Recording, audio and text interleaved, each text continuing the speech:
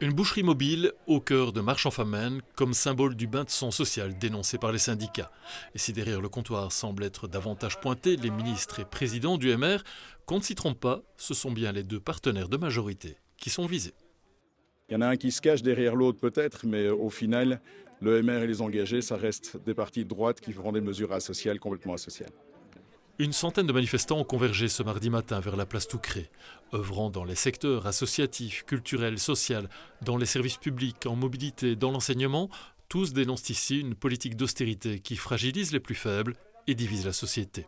On est exactement dans la même situation qu'en 1939. On supprime tous les contre-pouvoirs, on supprime les associations. La maison des jeunes peuvent être potentiellement touchées par ça aussi, peut-être pour fermer, etc. On se bat pour les publics qui bénéficient des associations et pour les publics qu'on défend, parce que c'est un véritable saccage de tous nos acquis sociaux. On ne pourra plus partir, par exemple, en pension anticipée, sous peine de perdre 5% de la pension. On voit, surtout en province du Luxembourg, d'année en année, ça décline, les trains ne sont pas à l'heure, les temps de parcours explosent.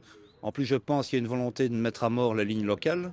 Un peu plus tôt dans la matinée, les représentants syndicaux attendaient de pied ferme les ministres engagés, Cruc et Lescrénier, pour une table ronde où seule la Marchoise s'est assise en personne. 90 minutes d'échange, au terme duquel chacun semble rester sur ses mêmes constats. Effectivement, le contexte budgétaire, il est compliqué et effectivement, on est dans une dynamique où l'ensemble des secteurs sont touchés, même si certains secteurs continuent à être préservés.